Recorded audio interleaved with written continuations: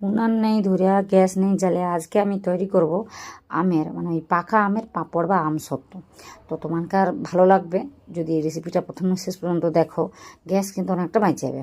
তো যদি ভালো লাগে তাহলে আমার ভিডিওতে একটা লাইক দেবো, নতুন কেউ হয়ে থাকলে আমার চ্যানেলটাকে সাবস্ক্রাইব করে নেবো। তাহলে চলো দেখি ভিডিওটা শুরু করে দিই।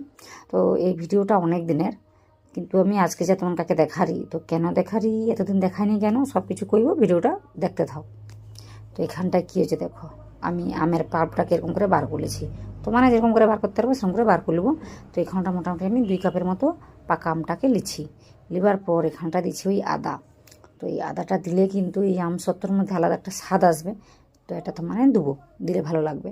তারপর যেটা দিচ্ছি লবণ, টক টক ছিল এই আমগুলো, এই জন্য একটু লবণটা দিছি। তারপর লিছি চিনি। তো 1 কাপের মতো চিনিটাকে লিছি। লিয়ে আমি কী করবো, একটা ভালো করে পেস্ট তৈরি করব, একদম স্মুথ পেস্ট। তারপর কি করছি, তো যে পাত্রে আমি এটা তৈরি করব সেই পাত্রে প্রথম আমি কী করছি, একটু ওই তেল লাগিয়ে দিচ্ছি।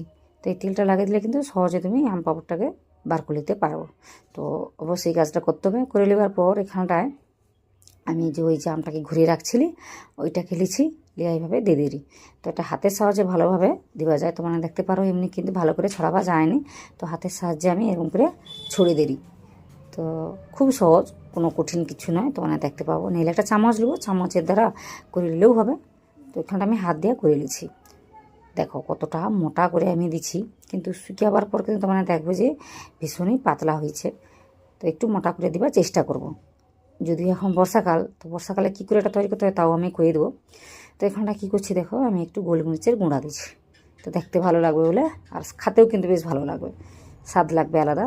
তো দেখতে পারো কতটা মোটা করে আমি দিছি। তো এই মুহূর্তে আমি এটাকে রোদে দিতে যাই, কিন্তু তো মানে দেখো এখন কিন্তু রোদরা একদমই নেই।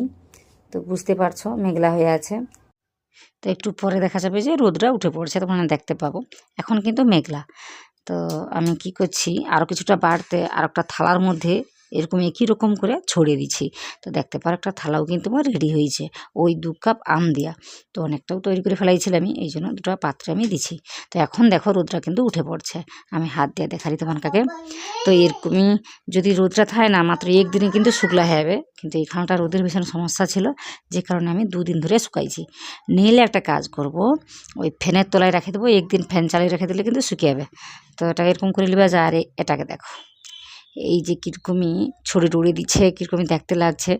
এটা মোর বাচ্চা করছে, মোর বেটা করছে। তো এই কারণে ভাবছিলি দেখাইব নি, তারপরে ভাবলি কষ্ট করে যখন তৈরি করছি তখন কাকে দেখে দিই। তো এটা কিন্তু 1 মাস আগে করার রেসিপি, আজকে যা দেখারি। তো এই কারণে আমার বেটা আছে ঘরে, ওটাও নষ্ট করে দিচ্ছে এই জন্য। তারপর ভাবিরি একটা পাত্র তো ভালো আছে, সেটাই তোমাকে দেখে দিই। তো দেখো দেখি শুকলা হয়ে যাওয়ার পর আমি 2 দিন ধরে শুকলা করছি। তারপর দেখো কত সুন্দর পাতলা হয়ে শুকলা হচ্ছে, দেখো শুধু, আর কত সুন্দর উঠিছে দেখতে পারো। তো আমের যেহেতু জিনিসটা একটু চিটচিটে হবে, কিন্তু কি সুন্দর করে তৈরি হচ্ছে। এটাকে আমি কি করবো, একটু কাটে নেবো। তো সাইজটা ঠিকঠাক সাইজ করতে পারিনি। তো এখানটা দেখো মাছেরটা কি সুন্দর উঠেছে, দেখো আমি উল্টা পাল্টা দেখারি, কত সুন্দরভাবে তুলতে পারিনি। তো তোমানকার মতো সেভ করে কাটা একটা এয়ার টাইট যে পাত্রটা হয় না, ডিবা যে হয়, সেই ডিবার মধ্যে ঢুকিয়ে রেখে দেবো।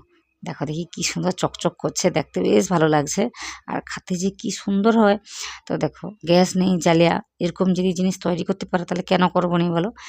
তুমি যে রেসিপিটা গ্যাস জ্বালা করো তখন কিন্তু সময় লেগে ওই 1/2 ঘন্টা, কেন 1 ঘন্টার মতো সময় লেগে শুধু এটাকে তৈরি করতে। তারপর শুকলা কথা তো 1-2 দিন সময় লেগে।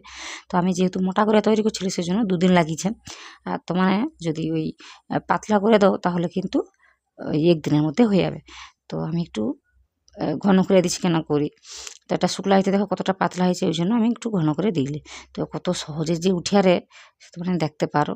তো একবার হলেও মোর মতো তৈরি করে দেখো, তারপর তো কইব যে হ্যাঁ আমি ভুল কথা করি না, ঠিক কথা করি। তো দেখো দেখি কত সুন্দর করে উঠিয়েছে, এটাও ভালো করে উঠিয়েছে, ওই নিচে একটু তেল লাগিয়ে দিলে কিন্তু ভালো করে উঠে যাবে। তো আম সত্ত্বকে কিন্তু এরকমই কাটিং করে রাখতে হয়, ছোটো ছোটো করে কাটতে একটা ডিবার মধ্যে ঢুকে দিতে হয়। তো আমি এখানটায় রোল করেও দেখাইছি, এরকম কাটিয়েও দেখারি। দেখো কতটা সুন্দর করে উঠিয়েছে, আর কতটা সুন্দর পাতলাও হচ্ছে, দেখো একদম মোর হাত দেখা যারে। তো দেখতে কিন্তু ভীষণই ভালো হয়েছে। এরা কিন্তু যখন মুখের কোনো স্বাদ থাকবে না, কিছু খেতে ইচ্ছা হবে না, তখন কিন্তু এই জিনিসটা খেতে ভীষণই ভালো লাগে। বেশ মুখরোচক জিনিস, সকলের কিন্তু ভালো লাগবে। তো আশা করি তোমার রেসিপিটা ভালো লাগে রে। যদি ভালো লাগে তাহলে মোর ভিডিওতে লাইক দিতে ভুলবনি। আর নতুন কেউ হয়ে থাকলে মোর চ্যানেলটাকে সাবস্ক্রাইব করে নেবো। আর পাশে থাকা যে বেল আইকনটা থাকে না ওটাতে প্রেস করতে ভুলবনি। আর মোর ভাষাটা কীরকম লাগছে সেটা কিন্তু কমেন্ট করে জানাইবো। সাথে সাথে মোর এই রেসিপিটা তো যদি সব কিছু ভালো লাগে তো অবশ্যই মোর চ্যানেলটাকে সাবস্ক্রাইব করে নেবো। তো বারবার আমি একই কথা করি, তো এই কাজগুলো কিন্তু অবশ্যই করে নেবো। গ্যাস না জ্বালিয়ে আমসত্ত্বের রেসিপিটা যদি আপনাদের ভালো লাগে তাহলে ভিডিওতে একটা লাইক দিয়ে চ্যানেলটিকে সাবস্ক্রাইব করে আমার পাশে থাকবেন। আর আমার ভাষাটি কেমন লাগলো সেটা কিন্তু কমেন্টে জানাবেন। আশা করি আজকের ভিডিওটি প্রথম থেকে শেষ পর্যন্ত দেখেছেন। আর আপনারা যারা দেখেছেন আপনাদের অনেক অনেক অনেক ধন্যবাদ।